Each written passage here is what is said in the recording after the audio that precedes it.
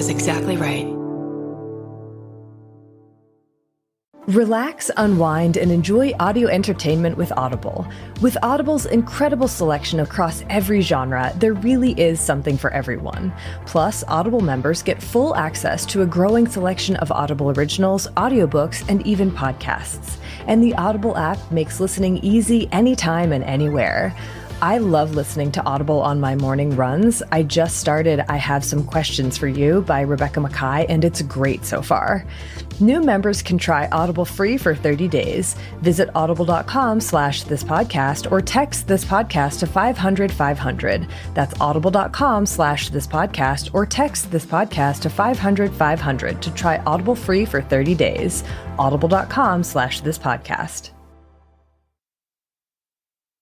It's 2023, and it appears that we can't buy things anymore. We can only subscribe to them. There's subscriptions for everything these days, from streaming services to razors, fitness programs to pet food, even bacon of the month. It's no wonder it can feel impossible to keep tabs on what you're paying for every month. That's why I'm a huge fan of Rocket Money. Rocket Money is a personal finance app that finds and cancels your unwanted subscriptions, monitors your spending, and helps you lower your bills, all in one place. With over 5 million users and counting, Rocket Money has helped save its customers an average of $720 a year and $1 billion in total savings so far. Stop wasting money on things you don't use. Cancel your unwanted subscriptions and manage your money the easy way by going to rocketmoney.com/Wondery. That's rocketmoney.com/Wondery. rocketmoney.com/Wondery. Hi, my name's Allie Phillips, and this is my story. I'm one of those genetically unlucky people where my skin is very light, and I've always had a lot of moles. I inherited this from my mom, who also has a history of skin cancer. So I have been having moles removed since I was a small child. I never thought anything about having moles removed. I just thought it was mainly for cosmetic reasons. I started laying in the tanning bed when I was a sophomore in high school because I wanted to be tan for prom. That was the popular thing to do back in the early 2000s when everyone wanted that bronze look. I remember reading all the waivers that you sign when you go to the tanning salon. And I remember thinking, cancer from a tanning bed? That won't happen to me. Never heard of it. So every spring then, I would lay in the tanning bed a couple nights a week to prepare for prom. I really loved myself when I had a tan. I thought it made me beautiful. Then college came around and there was no more prom to prepare for, but I still wanted to be tan like all the other girls on campus. So I kept going to the tanning bed. Until one day in the spring of 2006, in my freshman year of college, I got a rash all over my body and I took a break from tanning because I figured that's what caused my rash. While I had this rash, I had accidentally scratched off a mole on my left thigh and it bled. I had always heard somewhere that if you scratched a mole and it bled or grew back, that it was a bad sign and it should be removed. So when that mole grew back over the summer, I had my mom schedule me an appointment to have it removed. That year by Christmas break to be exact, that mole came back as a malignant melanoma. My mom gave me the news. I think she told me something like, oh, hey, just want to take another biopsy because that mole came back as a melanoma, kind of no big deal. She was trying to downplay it a little because I was a little freaked out and I don't think she wanted me to freak out. I was only 19 years old, so I didn't really know what a melanoma was. And I think my mom just really didn't want me to be scared. None of it really hit me until I was at the dermatologist's office being numbed up with a bunch of needles and having a giant parallelogram-shaped chunk removed from my left leg, then having to cauterize the wound and all that extra stuff. At some point during the procedure, I heard the doctor mention stage 2 malignant melanoma. And I thought, wait, what? I know what malignant means, and that sounds serious. It was incredibly painful once the numbing wore off. The swelling and the bandages I had to wear made it hard to wear normal jeans. I could barely walk anywhere because each step made me feel like my skin was going to break open. Mentally, it was a major adjustment because now I had a massive scar and I had to face the fact that it happened to me. As a vain 19-year-old girl, that was a very big deal. So as the years went on, I continued my yearly skin checks with my dermatologist, and I became more responsible with my skin health and became less vain about my scar. I also found a whole new love for sunless tans. I was doing very well. I had won, or so I thought. So 14 years later, I was busy planning a wedding for September when COVID-19 hit and everything was shut down, including my dermatologist's office. I had become really good at keeping an eye on my skin and determining what might need removed. So when I noticed a certain newer mole on my left thigh, I had to get it taken care of. It was large and had a smaller, darker mole formed on its border. I was going to ask my doctor to remove it at my annual upcoming appointment, but that appointment was canceled due to COVID and the shutdown, and my doctor not being able to have any in-office appointments. So I had to wait till July to have it removed when the office reopened. And sure enough, it came back as another malignant melanoma. I cried a lot. I was scared. Skin cancer is cancer. It was scary. What if it metastasizes? Every thought ran through my head at once. It had been 14 years since this happened the first time. I thought I was done.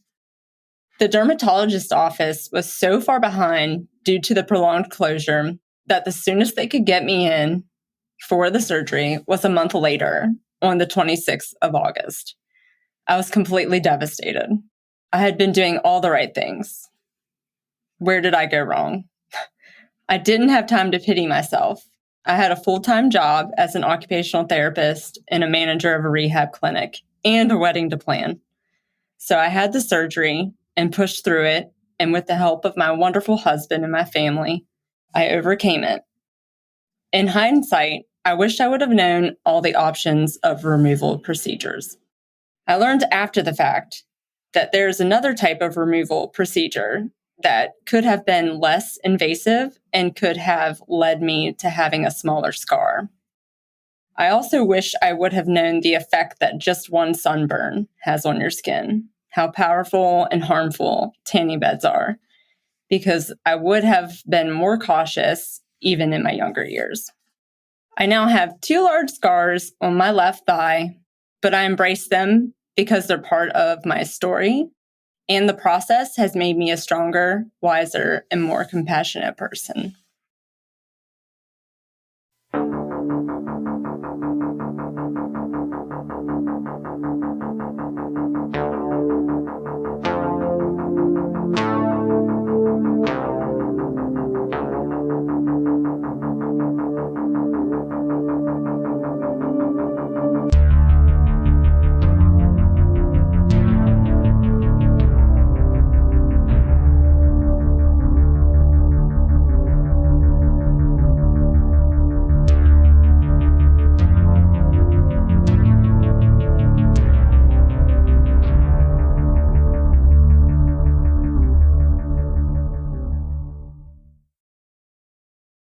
Thank you so much, Allie, for sharing your story with us. We really appreciate it. Yeah, thank you. Yeah, I can't imagine how stressful and scary that must have been.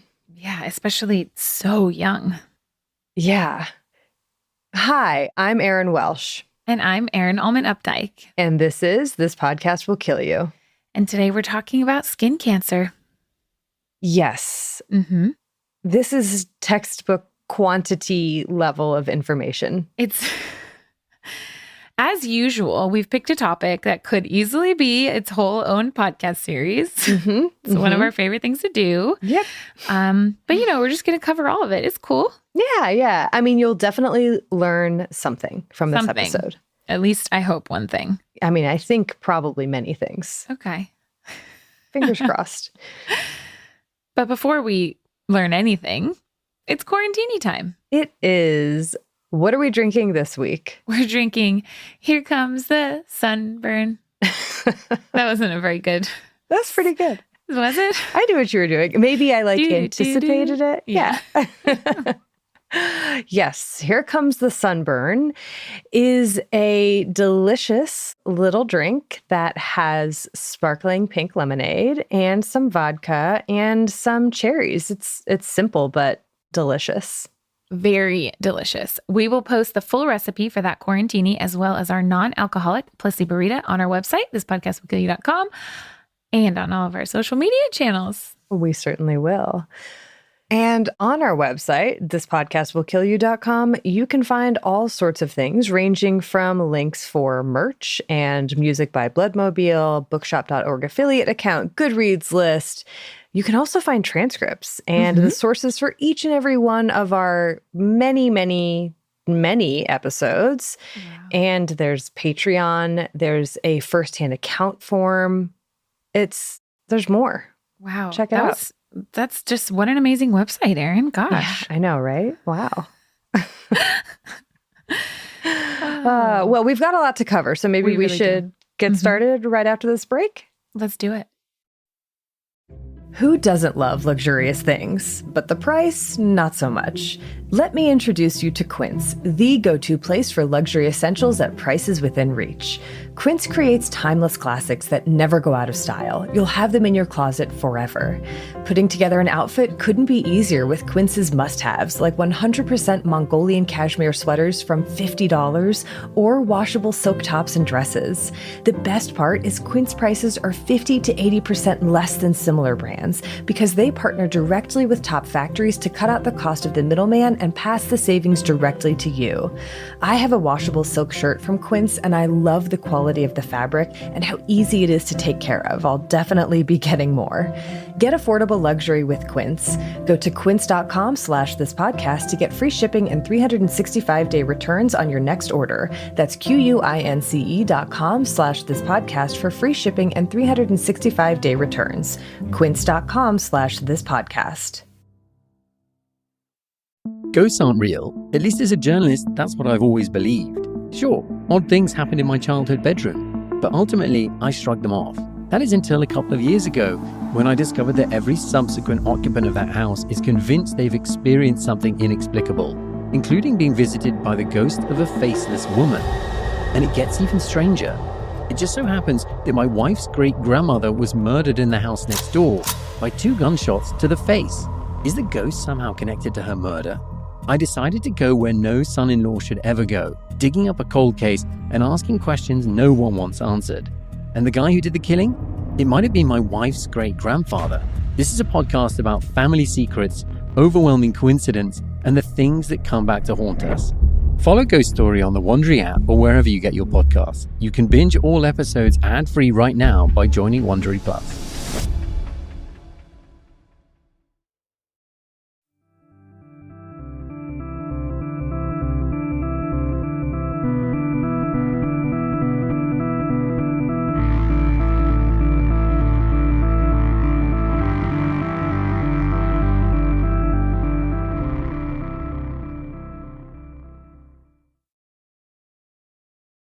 So before we talk about skin cancer, let's talk about skin, shall we?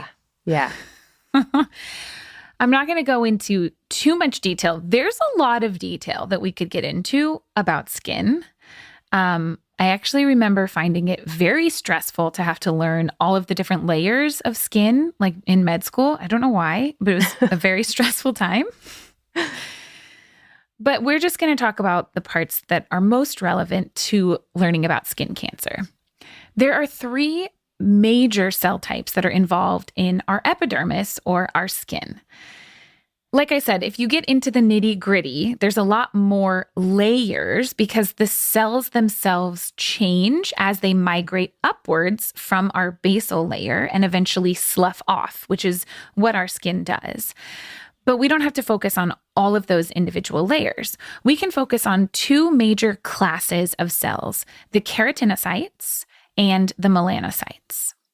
So keratinocytes are our skin cells. They include the basal cell layer, the bottom cell layer, that are kind of like stem cells of our skin, and then the squamous cells above that. And then there are the melanocytes. And melanocytes are the cells that produce melanin, which is what gives skin its color. There's a lot of other cells in our skin. They're all important. There's dendritic cells, which are like white blood cells that, help protect against pathogens and invaders. There's Langerhans cells, there's Merkel cells, and other types of nerve cells. But we're going to focus on the keratinocytes and the melanocytes. And it's probably not too surprising to know that you can get cancer in any and all of these types of cells. Skin cancers, like actually all cancers, are named after the type of cell that they originate from. So there's 3 main types of skin cancer that we're going to focus on today, and they each have subtypes within them. And since you just learned the major skin cell types, it's not a surprise what types of skin cancer we have. There's melanoma, which is cancer of our melanocytes. And then there's non-melanoma skin cancer, or keratinocyte carcinomas, and that includes basal cell and squamous cell carcinomas.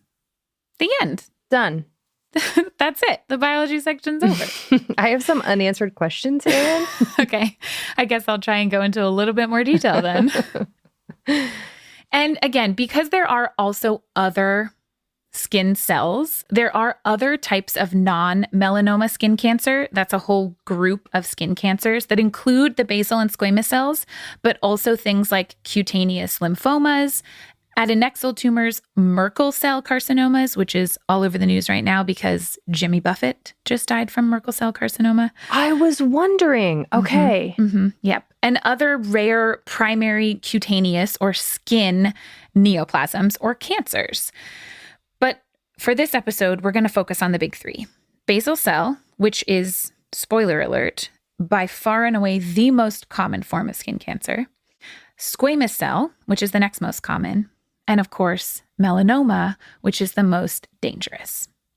Basal cell carcinoma is cancer that arises from the basal or bottom cell layer of the epidermis. And like I mentioned, this is actually kind of a pluripotent or like a stem cell layer at the base of our epidermis, right before you get into dermis.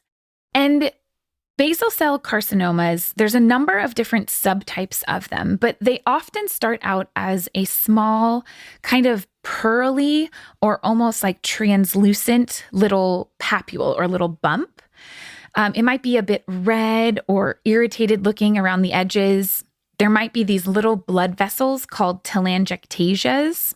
Some of them almost look like a taut blister, kind of, on the skin. Or it might just be a little spot that if you nick it or like scratch it, it just kind of bleeds and it never seems to heal quite right. Or sometimes they can grow quite large and have this like ulcerated center with these like raised edges kind of around it. What about size? Yeah, they can range massively. And the thing about basal cell carcinoma is that it is incredibly rare for this cancer to metastasize. It's not impossible because any cancer can metastasize. And a metastasis means that a cancer has spread to a different part of the body from where it originated. It's very rare for basal cell carcinoma to do that, but it can be very locally invasive, which isn't that surprising if you think about it as a cancer of the very bottom layer of the epidermis. If it's just growing upwards and outwards from that epidermis, then it may not cause that much tissue destruction. But if it starts growing down towards the dermis, then it can cause quite a lot of tissue damage, especially because 80% of basal cell carcinomas are found on the head or neck. There's a lot of places on our head and neck that don't have that much tissue to begin with. And so basal cell carcinomas are the kind that can, for example, cause a lot of damage to the nose or the ears, or if they're near the eye, these can be incredibly damaging.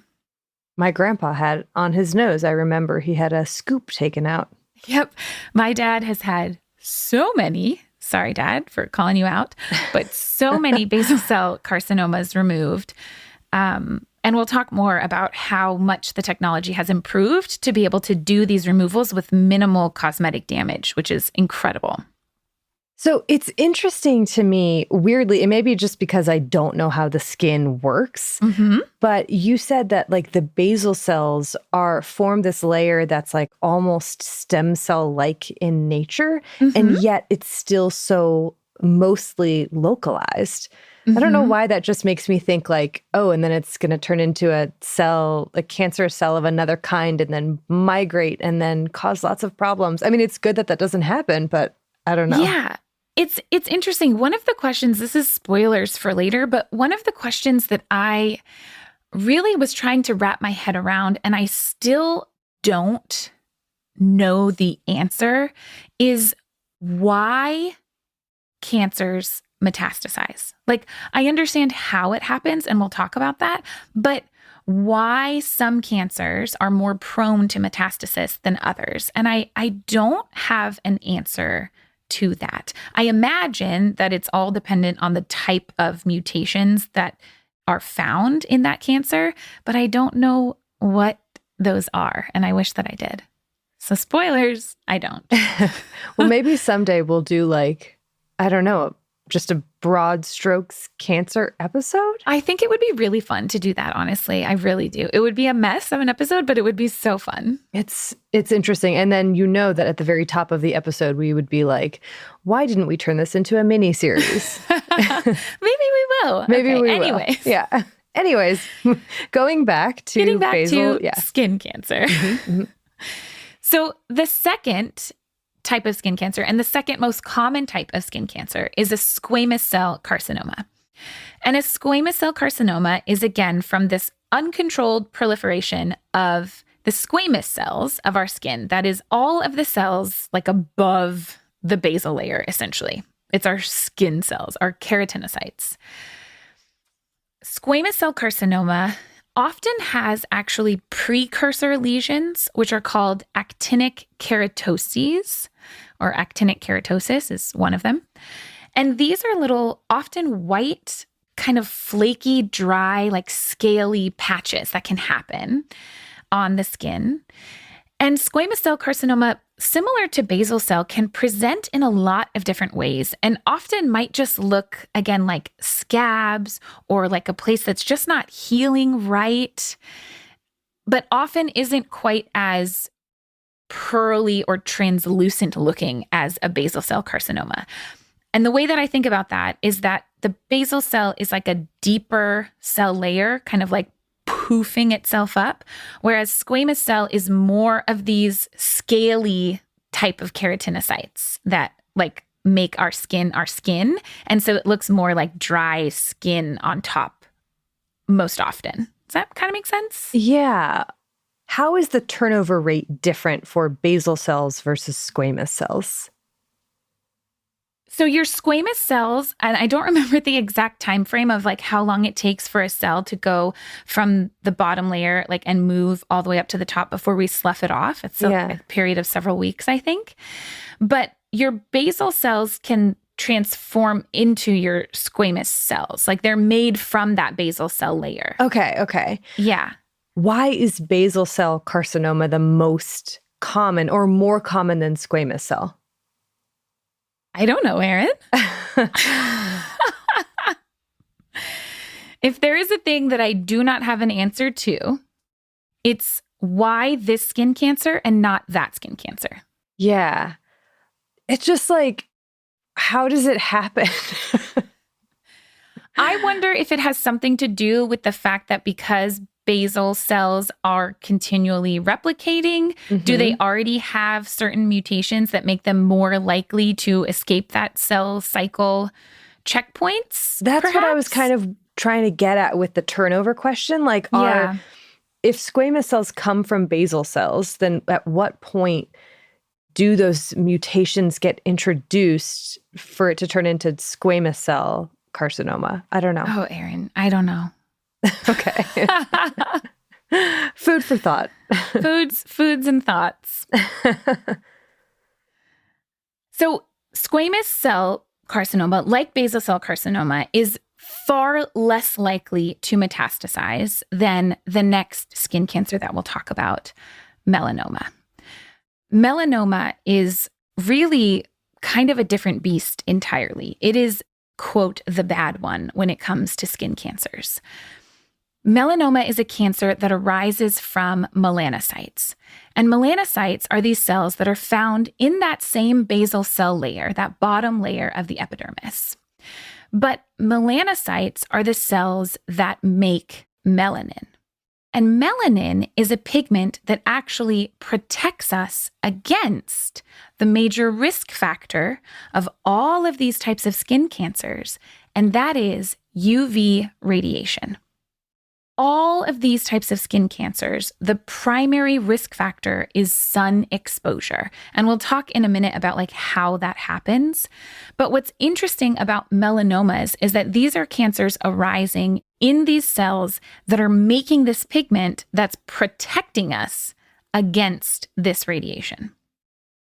And just like with basal and squamous cells, there are a lot of different types of melanomas. There's superficial or spreading melanomas, which tend to grow outward, like radially, before they invade deep into the dermis. There's nodular melanomas, which tend to grow deep prior to, or at least more quickly than they grow outward. There's acral lentiginous melanoma, which presents not on sun-exposed skin, but on the palms or the soles of the feet or on the nail beds. There's also mucosal melanoma. There's a lot of different types. And many, but not all, melanoma can arise from within a nevus, aka a mole. And moles, this is probably too much to get into, but there's also a lot of different kinds of moles. I am very curious. Please tell me more. So there's junctional moles, there's congenital moles, acquired moles, compound moles, atypical moles. There's a lot of different types of nevi is like the official term for moles. Wait, but tell me what some of those things are. What is a junctional mole? So they all refer to different ways in which histologically the melanocytes and the melanin pigment themselves appear. So all moles exist because of melanin. Like there is melanin necessarily in a mole because that's what gives it its pigment or its color. But not every mole necessarily is a risk factor for melanoma. One main way that people might have heard of that's often used to help distinguish or differentiate benign nevi from those that are dysplastic or more likely to either be a melanoma or be in the process of undergoing a transformation into a melanoma is what's called the ugly duckling sign. Have you heard of that? I've heard of that, yeah. Yeah, because while not all, and in fact not most, nevi are risk factors for melanoma, having many of these melanocytic nevi or having a bunch of moles is a risk factor for melanoma. So when trying to look at a person who has a whole bunch of moles and figure out which ones might be risky and which ones are no big deal, it's the ones that look off. The ones that look a little different from the rest are potentially of the most concern. And there's a few ways or a few characteristics that you like memorize in medical school to look out for. And they're easy to remember because it's A, B, C, D, E, F. Oh. So it's A for asymmetry. So moles that have like asymmetry to them are slightly more concerning than ones that are symmetric. Irregularity in borders, color, and this doesn't necessarily just mean what color is it, but differences in color, especially like spots that are dark or light or apigmented all of a sudden, especially a mole that used to be pigmented and now isn't. And then D used to be diameter, but it turns out that you can definitely have melanoma even at very small diameters. So now D stands for dermatoscopic features. Okay. And a dermoscope is this really cool tool that's like uses polarized light and a magnifying glass to be able to look underneath the top layer of skin to be able to see features of moles and freckles and things that you can't see with the naked eye. That's cool. E stands for evolutionary changes, or a mole or a spot that changes over time. And F is funny looking. And I think that kind of goes along with something that's changed, right? Something that didn't used to look like that, and now it looks different. Yeah. Those are the types of features that people look for when trying to decide, does a mole or does a spot need to be biopsied or removed, or is it not of concern? So those are the three main types of skin cancers. And like I already mentioned, the single biggest risk factor for all of these is sun exposure, UV light exposure specifically. There are, of course, huge differences in risk between individuals because of genetic or phenotypic factors, the phenotypic factors driven by genetics. And these tend to be markers of UV sensitivity. So these genetic or phenotypic factors are things like light skin, light eyes, light hair color, or like the quote, inability to tan. And we'll talk a little more about that. And also the accumulation over time of benign sun-related skin changes. And those are things like I mentioned, like actinic keratoses or solar lentigines, which are just sort of large freckles that can appear over time because of the sun on your skin. I have lots and lots of those. Oh, I am like essentially one giant freckle. Like, Yeah. that's Same. spotted with moles. Yeah. And what's really interesting is that especially for basal cell and in some ways for melanoma as well, there's data to suggest that it's not just sun exposure, but it's intense sun exposure and especially intermittent periods of intense sun exposure that might put people at higher risk rather than just low-level sun exposure chronically, if that makes sense. So what would that look like, intermittent levels of high sun exposure? In the literature, it's often described as holidays, right? Okay. So people who are not exposed every day to sun, but who maybe go on holiday somewhere where the solar radiation is much more powerful than a place where they live, and they're out in the sun all the time for a week or two, and they get a big sunburn. Mm-hmm. And then they go back to not being exposed to the sun very often, etc. Yeah. Yeah. Especially during childhood and adolescence. Okay. So I was wondering about, I'm so many questions that I don't even know where to begin or even how to articulate any of them. But what about age? Like, how does age come into it in terms of when you get your bad sunburns? Does it matter? I mean, you said adolescence and... Yeah. You can think of it as an additive effect. Let's go into like how this happens, and then I think it'll make more sense why age plays a big role in it, shall we? So in essentially all cancers, and we've talked about this in several episodes now, like our hepatitis episodes, in our HPV episode, cancers are the result of a disruption in our normal cell cycle. Our cells replicate, right? And our skin cells happen to replicate quite a lot, but they do so in a very controlled way. They move through certain checkpoints, and these checkpoints are there to prevent damaged cells from multiplying. Cancers are the result of a disruption in this cycle. When damage or mutations in our DNA allow for cells to grow unchecked in some way, to either live forever or to continue multiplying in an abnormal and an uncontrolled way, therefore spreading and causing damage. That is what all cancers are, and that is what they do. When it comes to skin cancer, UVA and UVB radiation, which comes from the sun, does a few different things to cause these types of disruptions. First, UVB radiation especially directly damages our DNA and our RNA.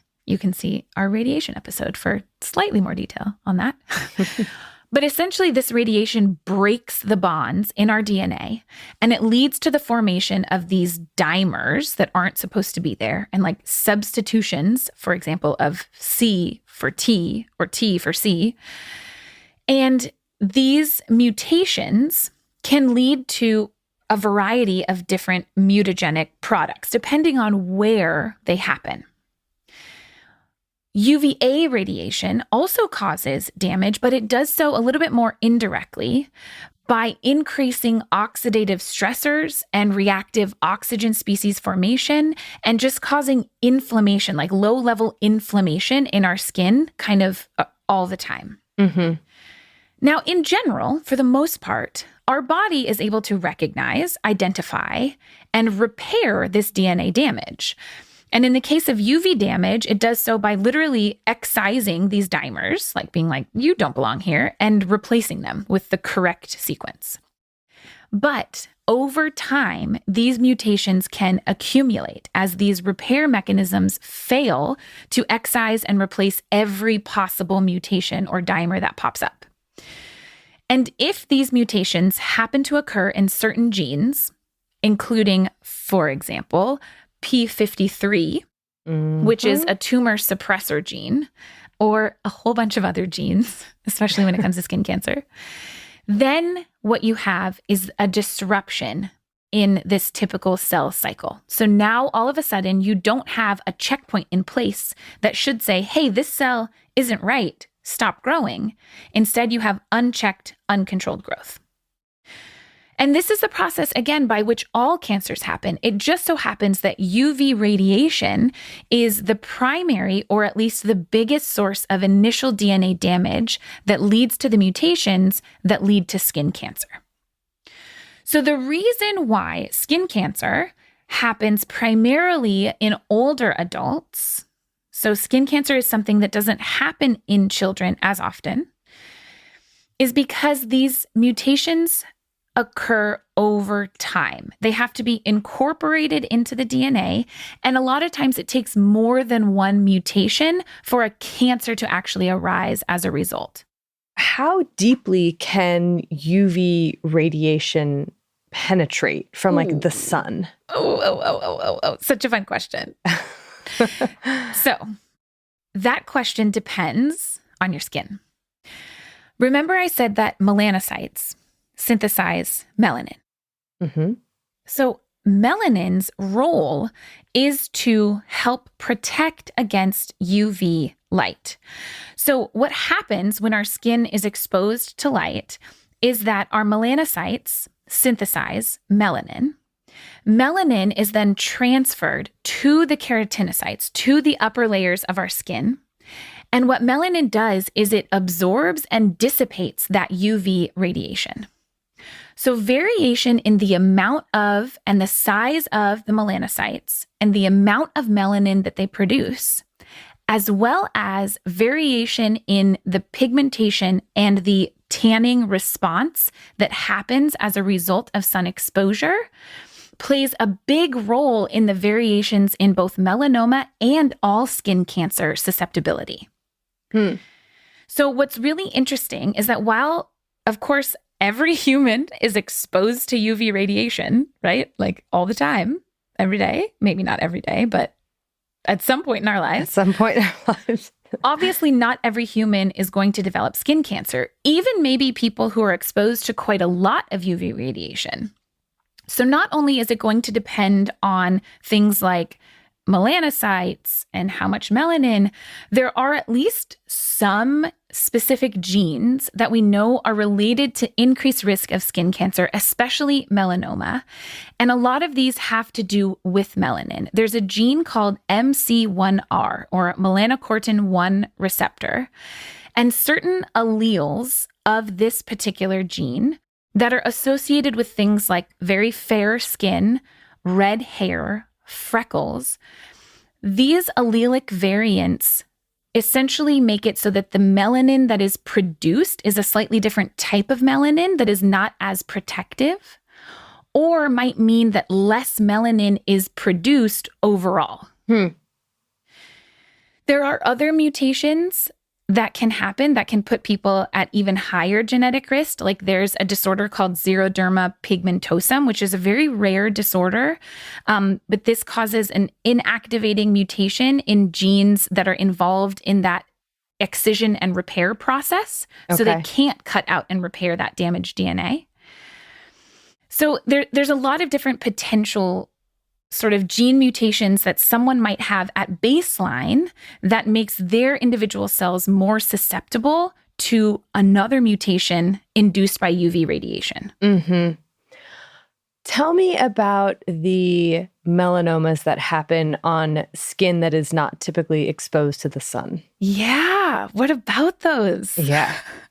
It's fascinating. So a lot of these are acral melanomas. Those are the types of melanomas that can occur on your palms or your soles or even in the nail beds. There is some suggestion based on genetic studies of these melanomas that even though they're occurring on less sun-exposed areas, they often still have UV signatures, meaning they have certain mutations that are very strongly associated with UV exposure, which is fascinating. Huh. Yeah. How? That's honestly, that's the most that I have for that, because you're right. Like all of these types of skin cancer can happen potentially on areas that are not exposed to the sun, or at least not exposed to the sun very often. Yeah. That's all I got. It's fascinating. Yeah. Do basal cell carcinoma or squamous cell carcinomas happen in places that don't receive sun? Yeah, they can. Okay. They can. Yeah. Yeah. Wow. I know. Interesting. There's also suggestion, and maybe this plays more of a role in these cancers in areas that are less sun exposed, that another virus very familiar to TPWKY listeners, that is HPV, can also be associated with some skin cancers, especially some non-melanoma skin cancers like squamous cell carcinoma. But we don't know very much at all about the specific subtypes or anything like that. Within these skin cancer types, if you get diagnosed once, you are more likely to develop another skin cancer. Mm-hmm. Now, does that apply across these types? Or is it just like if you get basal cell, then you're more likely to get another basal cell? Or is it, any of them? Yeah, it's a good question. In theory, you definitely could get any of them. And I don't have great numbers on, for example, if you have a melanoma, what's the likelihood that you may also have or get a squamous cell or a basal cell or, any combination thereof. Part of that is because, as we'll talk about later, we don't have like tumor registries for basal cell and squamous cell carcinomas. So those are like not reportable data. But because they all share common risk factors, certainly not uncommon to have multiple types of skin cancer. What makes melanoma so bad, so much deadlier? So melanoma is so dangerous because melanoma is the type of skin cancer that metastasizes.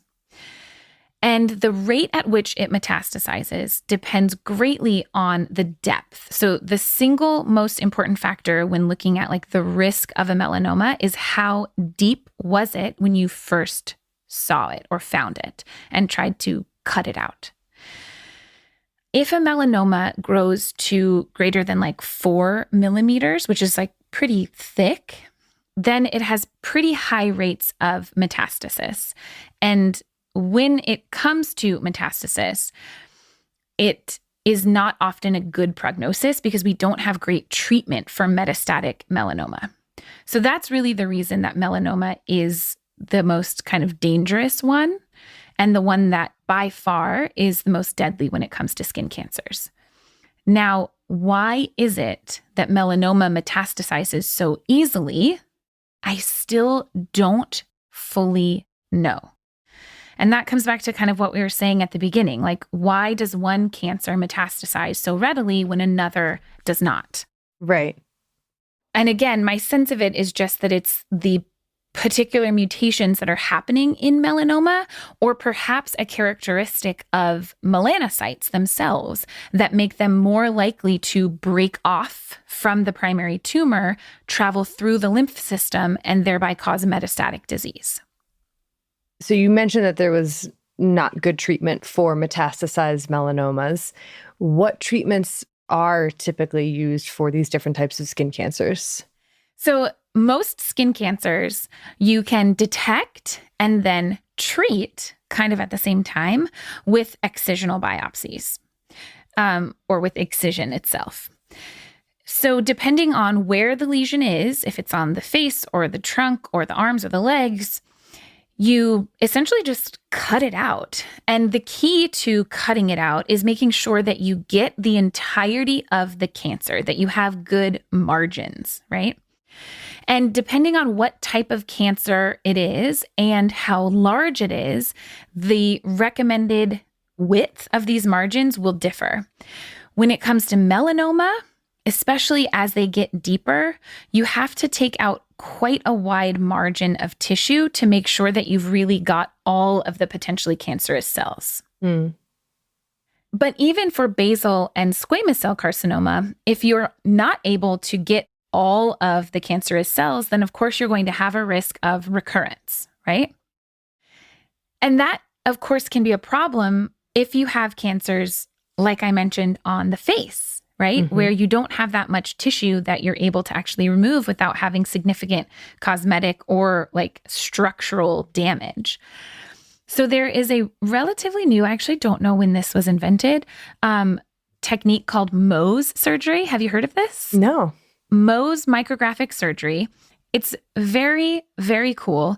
It's this surgical technique that allows you to take the thinnest possible margins around the entirety of a cancer, because as you cut it out, as a surgeon cuts it out, they slice it and then look at it underneath a microscope, the entirety of it, to make sure that they got all of the cancer, if that makes sense. Yeah. So it's a way of doing it like in the moment rather than having to like cut out a chunk, send it to pathology, wait a couple weeks, come back, cut more, etc. Wow. And so is this like the same surgeon doing the cutting is the same person who is doing the identification of the margins and stuff? So I think a lot of times you have to have a second person there to identify, but it is also the person doing the cutting who then also looks at it too. So you might have two people. Okay. Cool. And this is incredible, especially for places like the nose or the ears. But of course, it takes very skilled personnel. It's not necessarily available everywhere. But it's a really incredible technique that has been developed. And it's a really powerful tool. It also has the lowest 5-year recurrence rate for any treatment, especially for basal cell carcinoma. Wow. But it's also used very commonly for squamous cell carcinoma. That's really cool. When it comes to melanoma, you still do usually have to have pretty wide margins. And depending on how deep it is, you would then also have to do lymph node biopsies and screen for metastatic disease, and then potentially do chemotherapy. And there are various chemotherapy agents that some of which target some of these specific mutations that we know are really common in melanoma. But there just aren't as many as compared to a lot of other cancers that exist. Yeah. But that's skin cancer. My head is just full of information now. Well, that's good. So tell me, Erin. Yeah. I mean, how did we get here? Yeah. It's a roundabout journey that we will take right after this break. I can't wait. I'm Kerry Mulligan, the host of I Hear Fear, a new anthology series of terror. The stories in this podcast are things that people don't want to talk about when the sun's out and the world's supposed to make sense. But you and I know better, don't we? We know that the best horror stories are the ones we tell each other in the dark. So turn off your lights and close your eyes. In each episode of I Hear Fear, you'll be treated to a new psychological thriller. A forest monster who lures teens into the woods and never lets them return. A line of beauty products that takes the search for youth to dark extremes. And an EDM party that turns deadly when the DJ takes over more than just the dance floor. Strap in as these twisted stories and paranormal events take you on a suspenseful and thrilling ride. I Hear Fear will introduce immersive horror and lead you straight into the heart of darkness. Follow I Hear Fear on the Wondery app or wherever you get your podcasts. You can listen to I Hear Fear early and ad-free right now by joining Wondery Plus.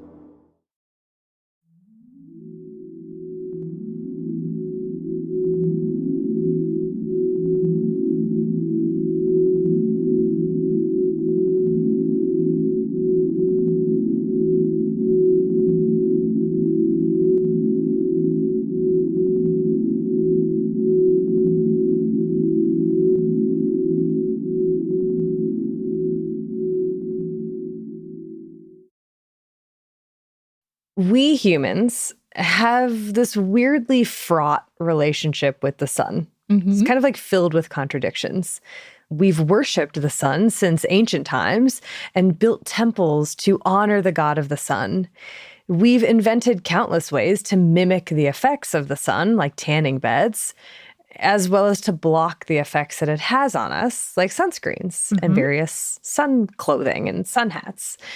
We've attached various meanings to how much sun you get, and we've created a whole host of myths about when or when not to use sun protection.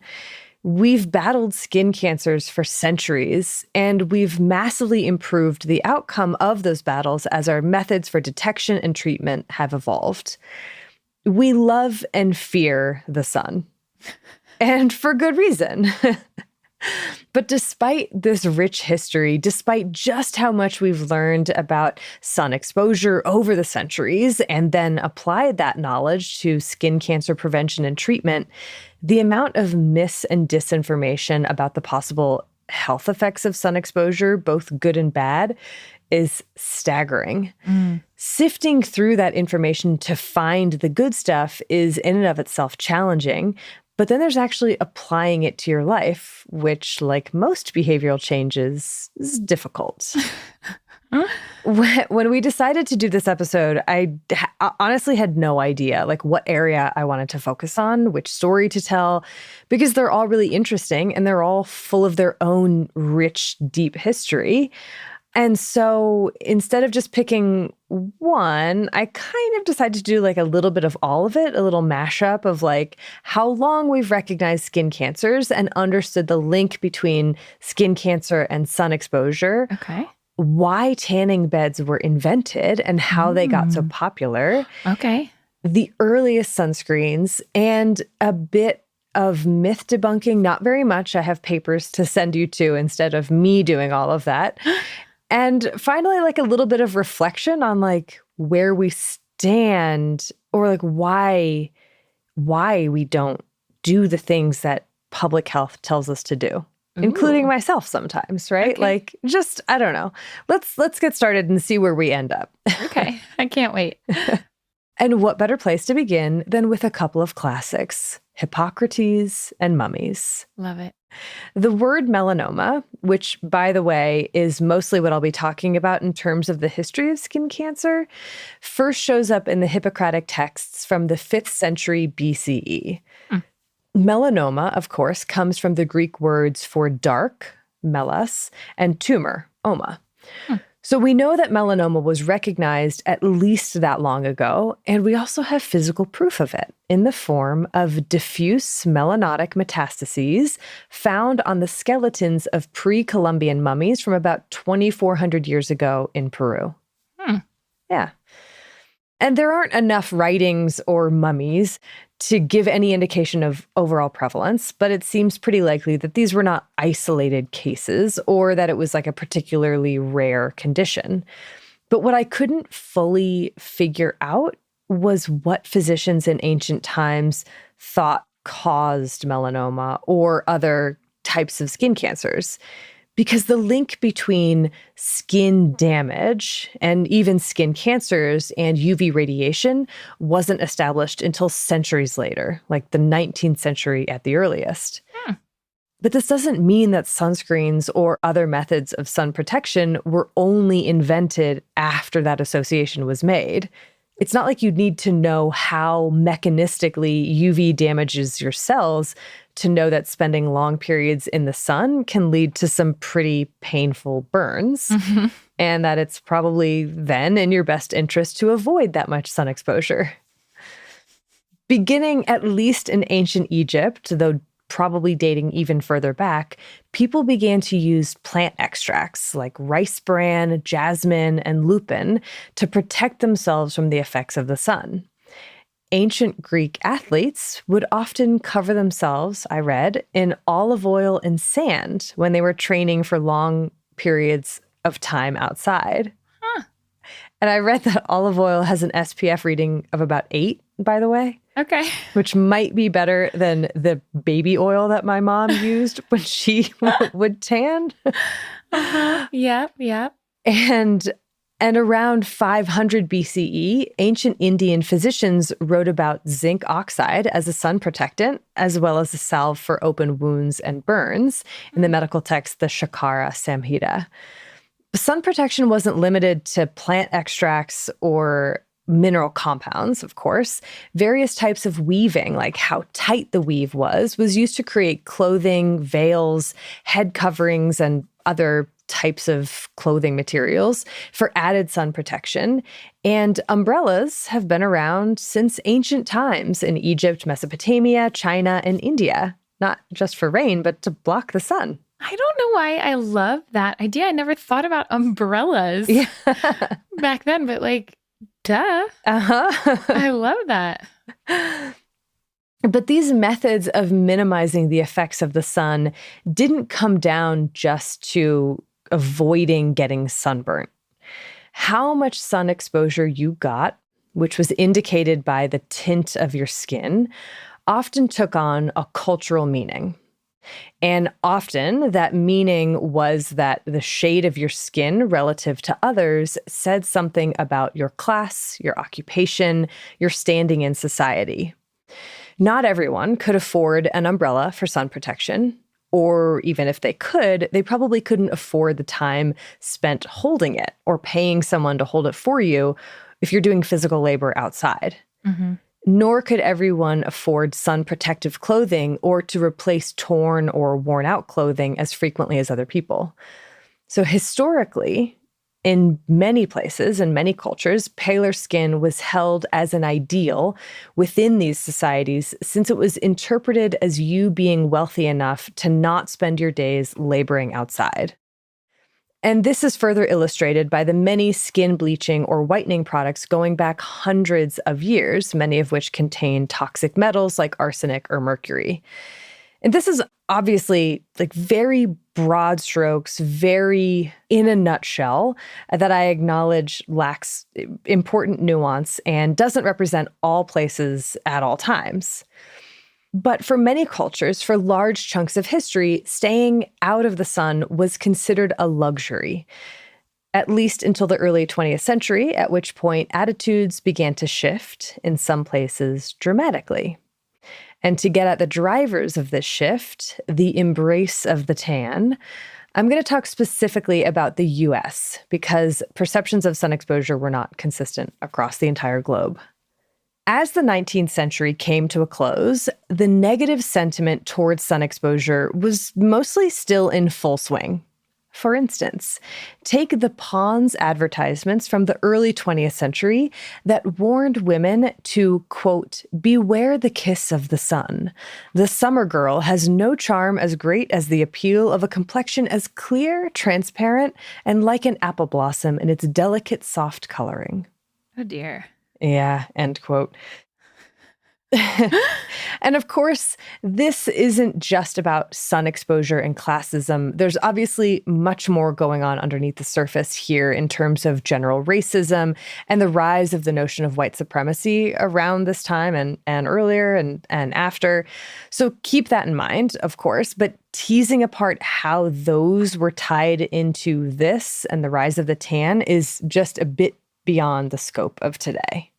But in terms of the sun specifically, though, it didn't just come down to sun exposure is bad because it means you're poor. People also had begun to attribute negative health effects to time spent in the sun. I'm not talking about UV damage and skin cancer and the other things we now know are clear signs of sun damage.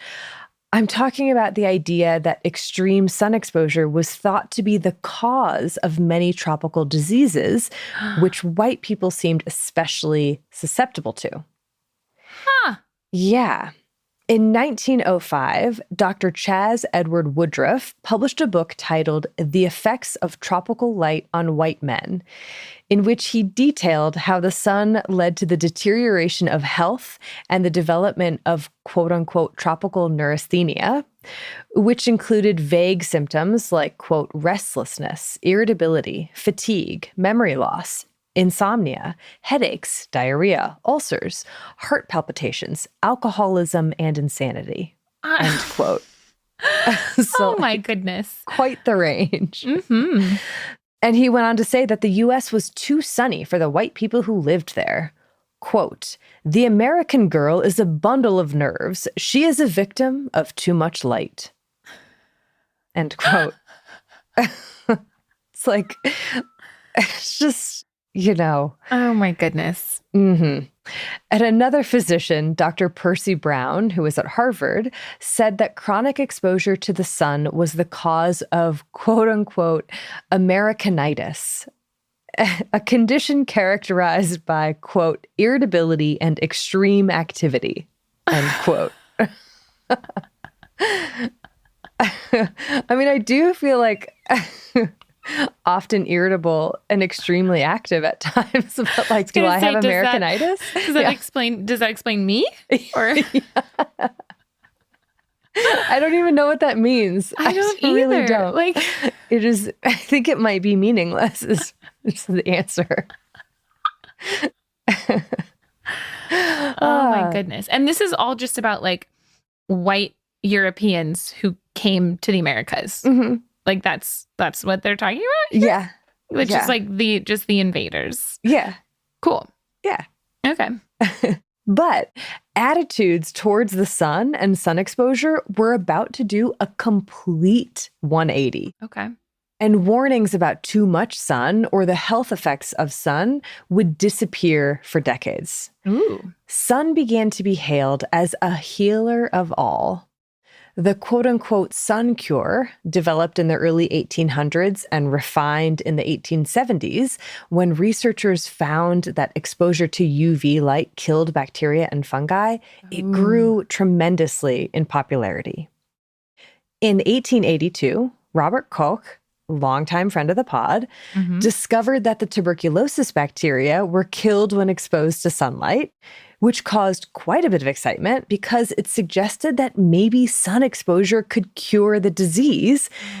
And that led to the invention of artificial sun lamps by Niels Finsen, which is the first time that humans were able to produce sunlight in less than 20 years after light bulbs were first invented. What? Isn't that cool? And it was to try and cure TB? Uh-huh. What? And the Finsen lamp apparently did actually effectively treat the cutaneous form of tuberculosis. What? Yeah. And for this, Finsen was awarded the Nobel Prize in 1904. What? I love this. I know.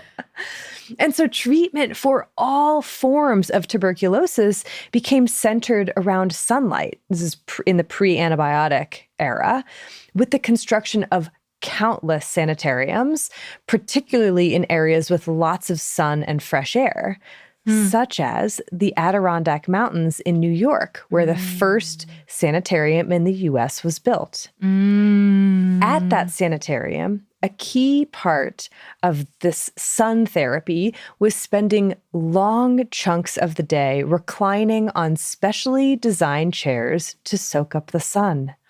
Adirondacks? Adirondack chairs. Oh my God, stop it. Yeah. Isn't that good? Adirondack chairs were invented to cure TB by laying in the sun. Mm-hmm. Ugh. Yep. That is one of my favorite, like, fun facts of the podcast, I think. I will never forget it. I will, but maybe not. I will until someone says the word Adirondack, and I'll be like, did you know? Did you know? But the sterilizing and healing effects of sunlight weren't enough. alone to drive this massive change in attitude. There had to be something more. And there was. Our old favorite, the Industrial Revolution. Always. Always. With more and more people moving to cities and working in factories or in mines away from sunlight, a lack of sun exposure no longer meant that you were too wealthy to work. In other words, thanks to the Industrial Revolution, you couldn't tell how wealthy or which socioeconomic class someone was in based on their tan. This was unacceptable. The only way to not be mistaken for a poor person was to work on your tan, which wealthy white people began to do, spending time at beach houses or resorts for long weekends, recreational swimming, golf, tennis, and bicycle riding became more popular, and sporty clothing for these activities tended to reveal more skin. And the pale skin that was once held as the pinnacle of refinement and beauty now carried with it a different meaning, that of the, quote, feeble, sunlight-starved lower class, end quote. So-called diseases of darkness, like rickets and tuberculosis, rose in prevalence during the Industrial Revolution, as we've talked about on the podcast. And a common medical belief of the day was that, quote, pale, dull, and perverse children get so as a result of dark, gloomy schoolhouses and tenement rooms, end quote. This negative association with pale skin even found its way into fiction, with villains like Dracula sporting extremely pale skin. The combination of pale equals poor and sun equals health created a powerful and lasting shift in the U.S.'s relationship with the sun. It's fascinating. Soon, sun lamps and UV bulbs found their way into homes and businesses, and physicians began exploring the potential uses of heliotherapy, which is from natural sunlight, and phototherapy, from artificial sunlight. These bulbs were literally just exuding UV radiation all over the home. Love that. Wow. And Great. business everywhere. Yeah. World War I demonstrated that sunlight did seem to help with the healing of compound fractures and ulcerated wounds. Tuberculosis and rickets soon found themselves surrounded by a whole host of other diseases that could allegedly be cured by UV light, like pneumonia, constipation, hypertension, hypotension, cirrhosis, arteriosclerosis, diabetes, and gastric ulcers. Not saying any of those can be cured by sunlight, but people tried to do it. I'm sure they did. Oh, yes. But sunlight was held not just as a curative therapy, but also a preventative one, necessary to stave off colds and infections, help your metabolism, improve circulation, you name it. Parents were told to take their children outside for hours each day for their sunbath regimen. Listen to this quote from an article in the American Journal of Public Health from 1926. Quote, "We have found that the best results are obtained by telling mothers that they must get their children sunburnt. The infant should be taken out on bright days for a time between the hours of 11 a.m. and 2 p.m., and the sun allowed to shine directly on its face." Oh my gosh. End quote. Ah! Isn't that... I can't believe it. I can't believe it. I can believe it. In 1923, Literary Digest wrote that, quote, "Nothing is better for babies, or grown people either, than a good coat of tan. We have it on good scientific authority." End quote. Do you? Do you indeed? Being tan was also the height of fashion. In 1929, Coco Chanel returned to the U.S. after a vacation in the French Riviera and declared, quote, "The 1929 girl must be tanned. A golden tan is the index of chic." End Wow. quote. Yep. Of course, what remains unsaid in that quote is that it wasn't just the 1929 girl, but it was the 1929 white girl who must be tanned. Yeah. And I think that's such an interesting part of this whole history of tanning. Yeah. I think, again, there's like whole entire podcasts that could be had about the context of pale being beautiful versus tan being beautiful in the context of the US and systemic racism and anti-Blackness. Yes. But it's a very interesting part of the history of tanning as it relates to skin cancer, especially. Mm-hmm. Yeah. It's complicated. Yeah. There's a lot. It's like I said, there's a lot going on under the surface here that plays into this. Yeah. Yeah. But all this tanning was not without its obvious risks. Yeah. City health commissioners around the U.S. sent out warnings about too much tanning, and you could find sunburn clinics popping up all over beaches all over the U.S. Oh, gosh. As a result, the first sunscreens began to be developed and commercially sold, with the first U.S. sunscreen, Coppertone Suntan Cream, hitting shelves in 1944. And there had been other sunscreens before then, like Hammer's quinine mixture from the late 1800s, Unna's chestnut extract concoction, who was the first, by the way, to suggest a link between sun exposure and skin cancer. Ooh. Schuler, who founded L'Oreal's, his benzyl salicylate, and even dark red veterinary petrolatum, which the military had found to be the top contender when looking for sun protection methods in case World War II soldiers got stranded on life rafts or in the desert. Beyond the very apparent link between sun exposure and sunburn that drove the invention of these sunscreens, a more concerning finding came to light in 1928, which was the association between UV radiation and skin cancer, which was clearly demonstrated in a mouse study by Dr. G.M. Findlay. While it would take another almost 30 years for the link between sun exposure and melanoma to come to light, which pun absolutely intended, I wrote it in here. Come to light, I get it. Yeah.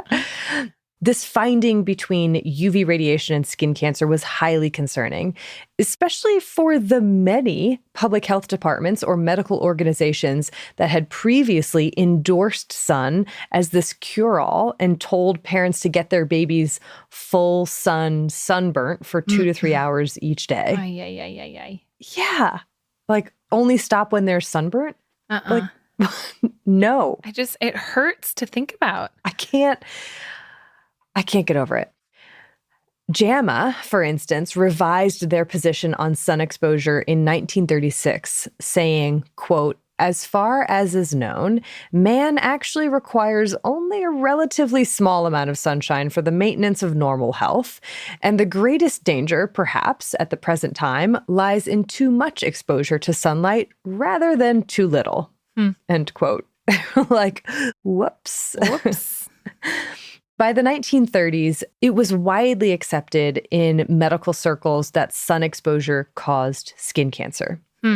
But for whatever reason, maybe the messaging was off, maybe the lure of the tan was just too great, tanning and sun exposure only grew over the decades. The 1960s was a celebrate the beach decade, with bikinis and beach movies, and as destination travel grew more accessible, a winter tan became a status symbol and a fabulous souvenir. Tanning guides popped up in countless magazines. Still today, they're in countless magazines. For instance, the rotisserie method. You can find that. Yeah, it's just like, oh, to get full maximum sun exposure, rotate every 15 minutes or something. Okay. When to go out to seek the peak noonday sun, and when to use things like baby oil or an aluminum reflector to enhance the power of the sun's rays. My mom did both of those. Yep.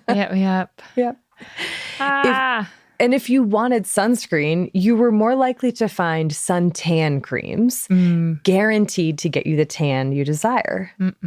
Barbies with tan lines were sold, sun-loving Barbie, in the 1970s. Yep. In the 1980s, Baywatch came out. And so, like, tans basically continued to be the trendiest fashion accessory.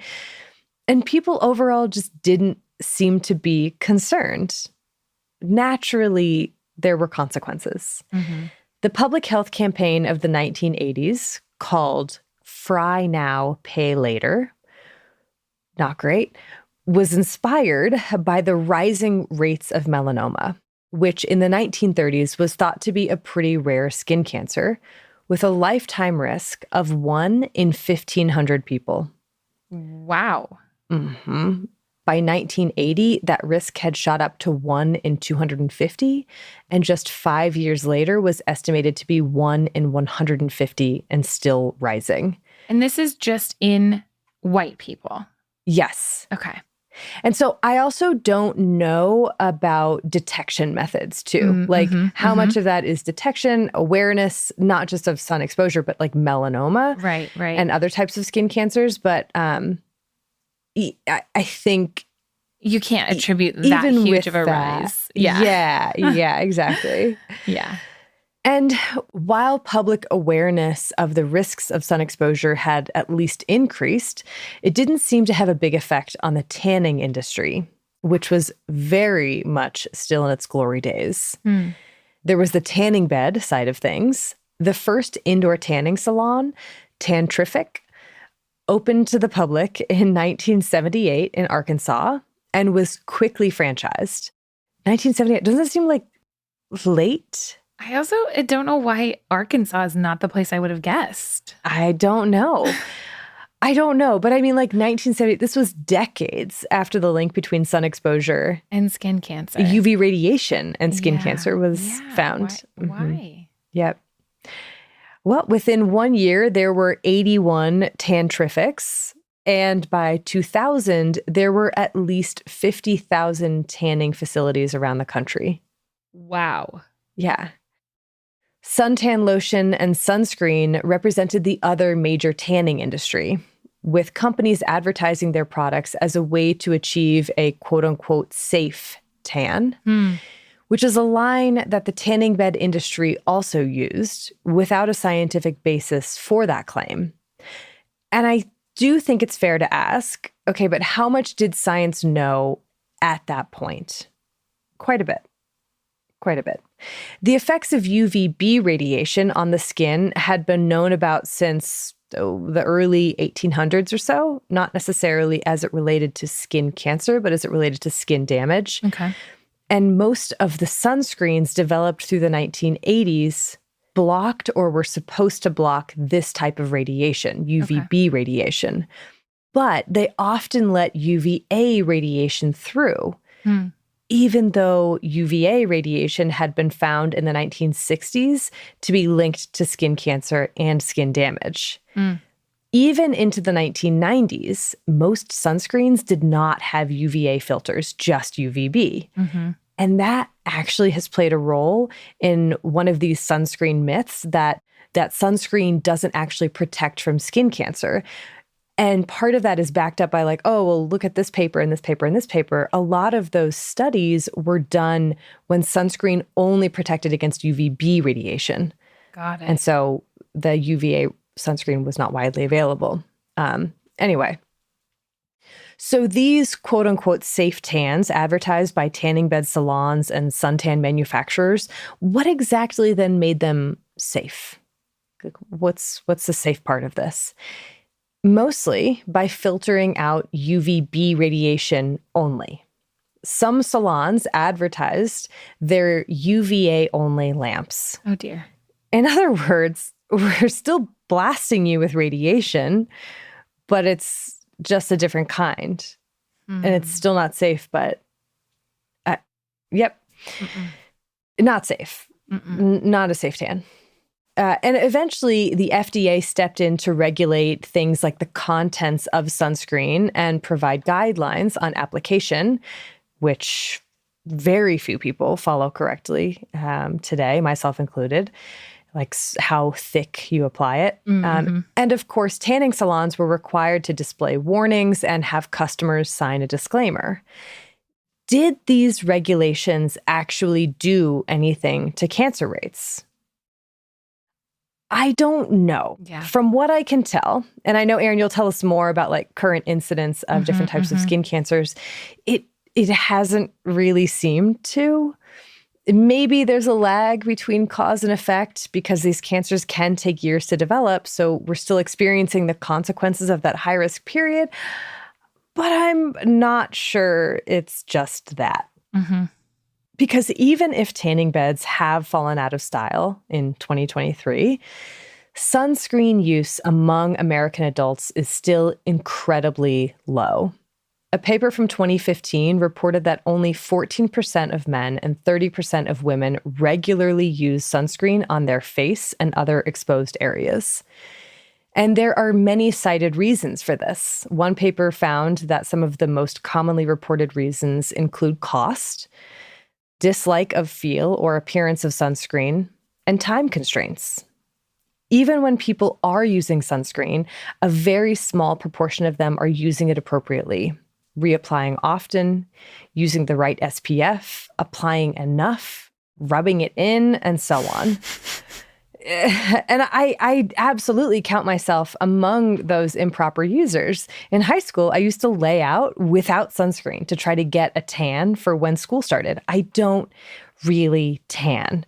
So as a result, I got so many bad sunburns. Like my mom had to reschedule my senior pictures because I was just red and peeling. Red or peeling, like one of the two. That was my summer skin. Mm-hmm. I remember for one sunburn, I had to lay on the cold basement floor because my back hurt so bad. Mm-hmm. Mm-hmm. And I knew about sun damage and skin cancer then. Mm-hmm. And I know even more about it now. And while I'm better overall about putting on sunscreen before going outside, especially here in Denver, where it's perpetually sunny and higher altitude, I'm still not perfect by any means. Mm-hmm. Why? Like, why, not just me, but broadly speaking, where is this disconnect coming from and how do we overcome it? And I think if we knew the answer to that, we'd have lower rates of skin cancer and higher rates of sunscreen compliance. But I think a big part of it probably comes down to having to make behavioral changes, a notoriously difficult thing, as well as the perpetuation of some pretty damaging myths surrounding sunscreens and skin cancers that have served in some ways to decrease overall confidence in sunscreens. Mm. Things like, I don't need sunscreen on a cloudy day. You definitely do. Or there is no practical difference between SPF 50 and SPF 100. Mm. There is, especially when applying a thinner layer than recommended. Or sunscreen use prevents me from making enough vitamin D. First, it's not clear that it does. And secondly, there are supplements. Or sunscreen is bad for you. And while it's true that there were studies showing that some sunscreens had ingredients that were absorbed by the body, in 2019, the FDA now requires sunscreen manufacturers to describe which ingredients are, quote, generally recognized as safe and effective, end quote, and ingredients that are not considered to be so are no longer included in any sunscreens sold in the US. And this is also a very active area of ongoing research. And that's just a small sampling of sunscreen myths, with many more out there. And I'll post a great paper from 2020 titled Dispelling Myths About Sunscreen, where you can find a whole lot more. But there is still this disconnect. And I think it would be really interesting. I didn't dive into the literature, but I think it would be really interesting to kind of read more into which approaches have been the most effective. You know, like, is messaging surrounding sun exposure and anti-aging, like, is that more effective than just skin cancer and sun exposure? Maybe, I don't know. Like, we've come so far in so many ways when it comes to understanding our relationship with the sun in a biological sense, in testing for and identifying risk factors for melanoma and other skin cancers. We've come a long way in treating skin cancers, in developing ways to protect ourselves from the sun, but we're still really far behind when it comes to actually using that protection. Mm-hmm. Shame is never going to be a helpful tool to get the job done. And I know that there can be a lot of shame or blame when it comes to skin cancer. And the battle of good misinformation against bad information is perpetually ongoing. Mm-hmm. There's a big hill to climb. And so, Erin, I'll turn it over to you to tell us a bit more about that hill. Oh, I will try to do my best right after a short break.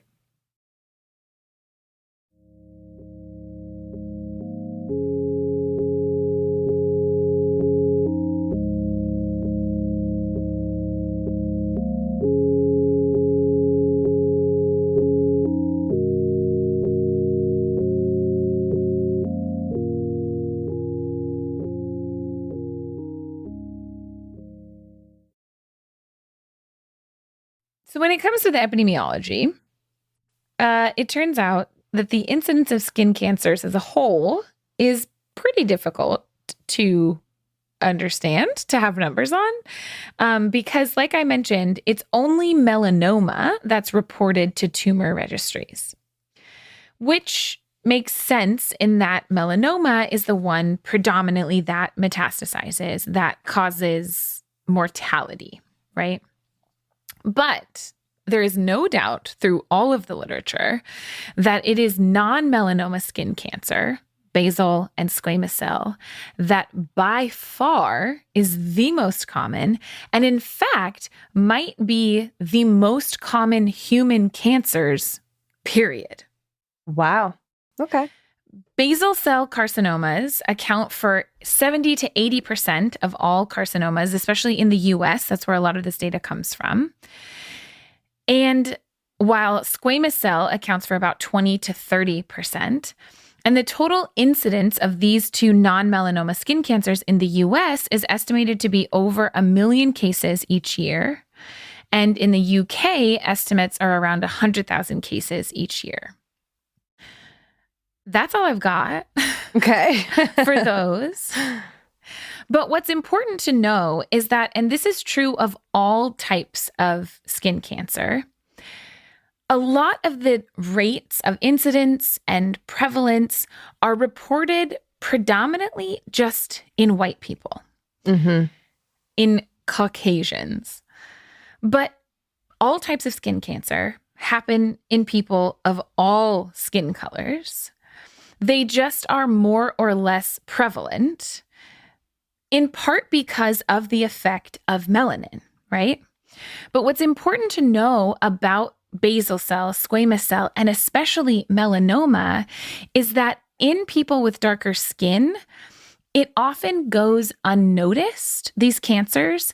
And so they have been found to be, in many cases, more aggressive or identified at later stages of progression, and therefore have worse outcomes. And that's a really important part of the skin cancer story as a whole.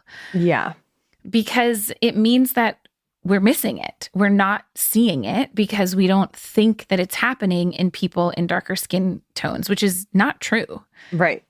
When it comes to melanoma, which we have better data on, a 2018 paper estimated that worldwide, there's over 230,000 cases, or 1.7% of all new primary malignant cancers that are attributable to melanoma. And that's specifically cutaneous melanoma, meaning skin melanoma, because you can also get melanoma like inside of your body. It's like not only on your skin.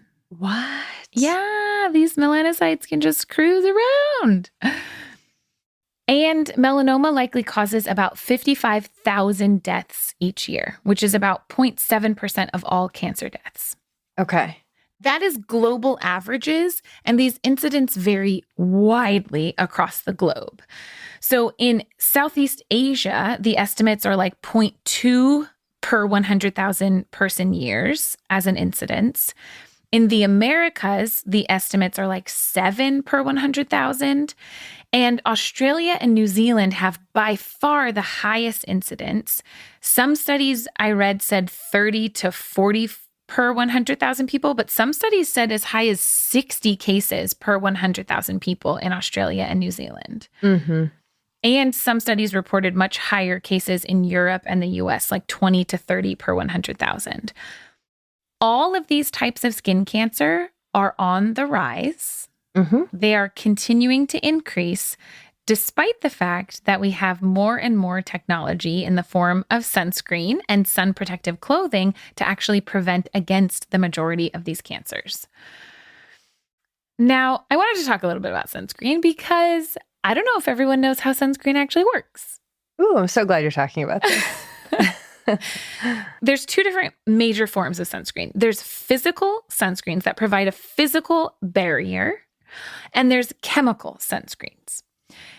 All of sunscreens essentially block UV radiation so that they don't cause damage to our skin. So sunscreens prevent photoaging, and that's like a whole nother podcast topic, as well as the actual DNA damage that puts people at risk of the development of skin cancer. Chemical sunscreens, which if you read the back of your sunscreen label, are things like oxybenzone or avobenzones. These compounds essentially absorb the high-intensity UV radiation, UVA and UVB, and then convert that energy into lower energy wavelengths like infrared radiation or heat. Which when I read that, I was like, is that why you get so sweaty when you wear sunscreen, or is that just me? I mean, I think if I'm like wearing sunscreen, I'm likely to be outside.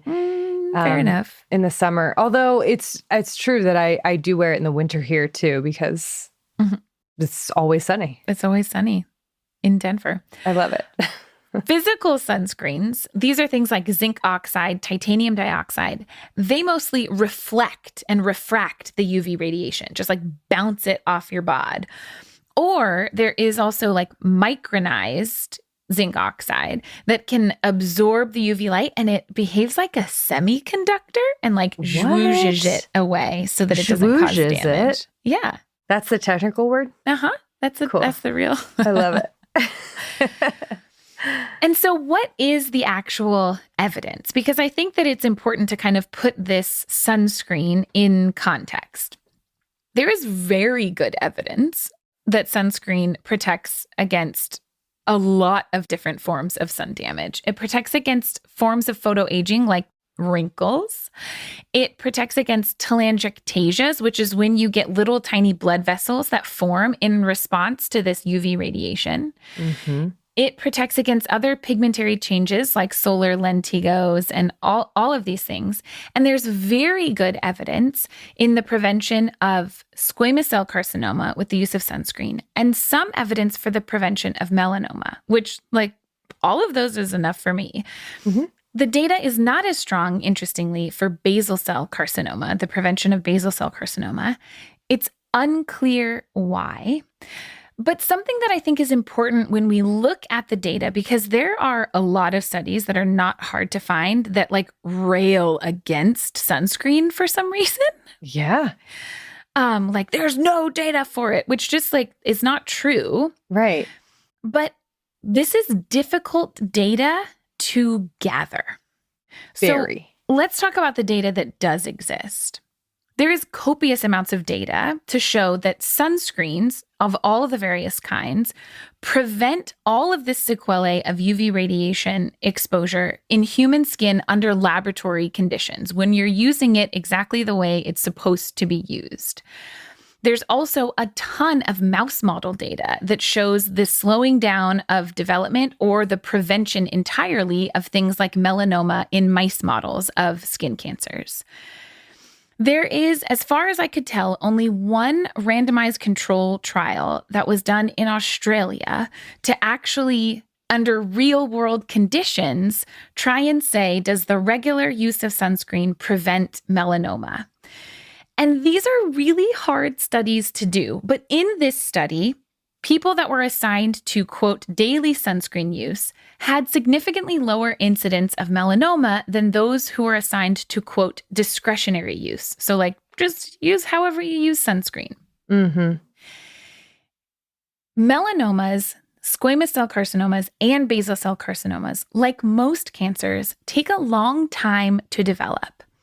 So to do a study to look at the prevention of a cancer like this by the use of sunscreen takes a very long time. And we know that sun exposure during childhood and adolescence is when you're at highest risk. So it's really difficult to be able to have studies that gather enough data to say that using sunscreen, like on a population level, prevents cancers. That doesn't mean that we don't have a ton of data to show that sunscreen and other sun protective methods do help reduce the risk of UV radiation, and UV radiation is the major risk factor for all these skin cancers. I think it's really important and most, if not always, overlooked in like popular media representations of science is data quality and what those data look like. And so if you come to the conclusion based on a study that's like, oh, we found, pretty decent, moderate support that sunscreen use reduces the risk of developing squamous cell carcinoma, and you'd be like, well, moderate support? Like that only it kind of does? But then considering, just like you said, how difficult it is to get these data and how they are often not as certain data sets are beautiful and some are just a little messier. Then that's just the nature of humans. I mean, don't get us started on like nutritional epidemiology and remembering what you ate and so on 10 years ago. Get me started on that because it's my favorite thing to talk about. But yes, sunscreens protect against UV damage. And UV damage is the primary and really the only preventable risk factor for skin cancer. That's like period, the end. When it comes to like future directions of research, there's a few areas that I think are really interesting and that have a lot of promise.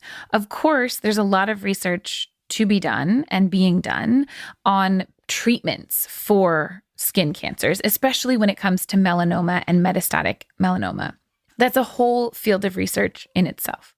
There's also really interesting research being done on AI and using AI to identify skin cancers or like deep learning computer stuff. Cool.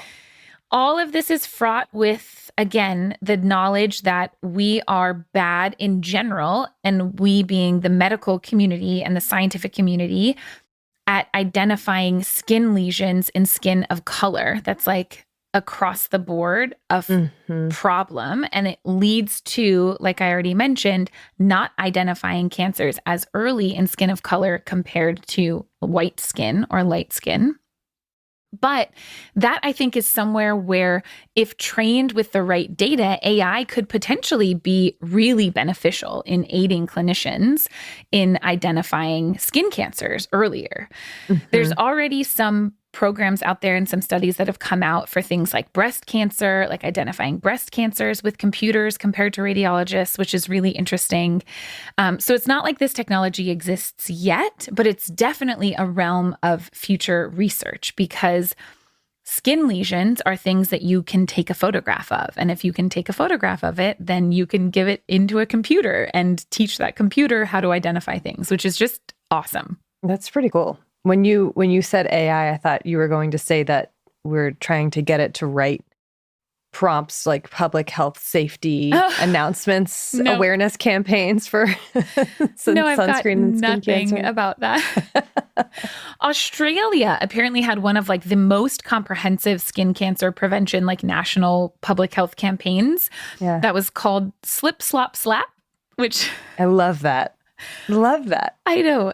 And then they had, after that, this was like the early 1980s, and then they had this whole Sun Smart campaign that really focused on like adolescents and young people and trying to get them to wear sunscreen or sun protection. And they went into schools and they did all these things.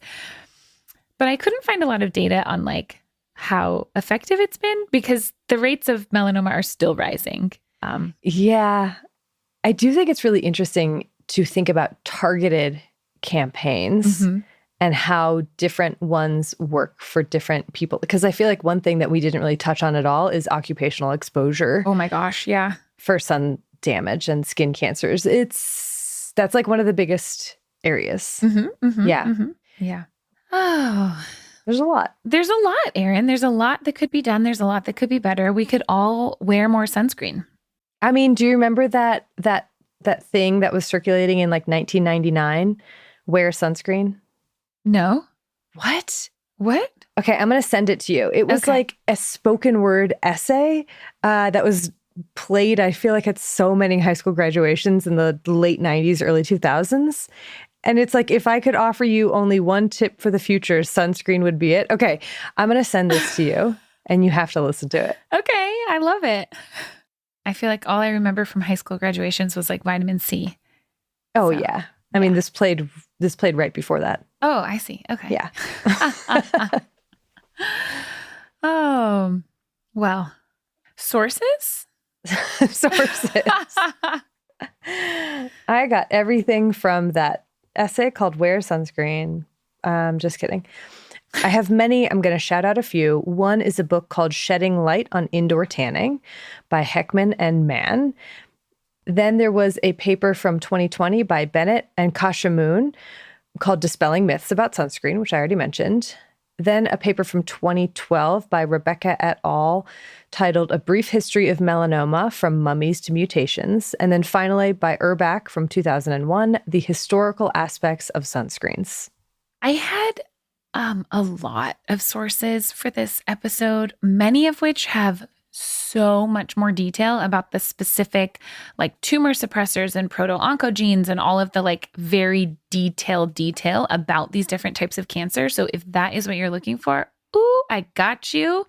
There is a paper in the Lancet just titled Melanoma from 2018. There's another one called Non-Melanoma Skin Cancer in the Lancet from 2010. That was really great. I have specific ones on each type of skin cancer, basal cell, squamous cell. We've got more on the current status of sunscreen use and skin cancer. And oh my gosh, everything you could ever want. On our website, thispodcastwillkillyou.com, under the episodes tab, you can find all of these and the sources from every other one of our episodes too. Thank you again so much, Allie, for being willing to share your story with us and with all of our listeners. We really, really appreciate it. Yeah, thank you. Thank you also to Bloodmobile for providing the music for this episode and every one of our episodes. Thank you to our amazing audio mixers at Exactly Right. And thank you to Exactly Right. And thanks to you, listeners, for listening. This is a long episode, I think. I had fun with it, though. I did too. And a special shout out, as always, to our patrons. Thank you so much for your support. Yes, thank you, thank you, thank you. Until next time, wash your hands. And wear sunscreen, you filthy animals. Yes, yes.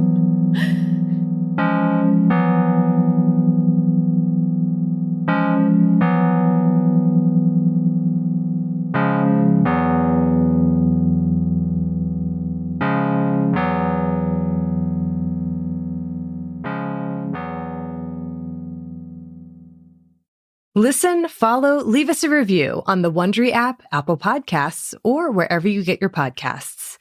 Wondery Plus subscribers can listen to This Podcast Will Kill You early and ad-free. Join Wondery Plus in the Wondery app today. Prime members can listen ad-free on Amazon Music. You can support This Podcast Will Kill You by filling out a survey at Wondery.com/survey.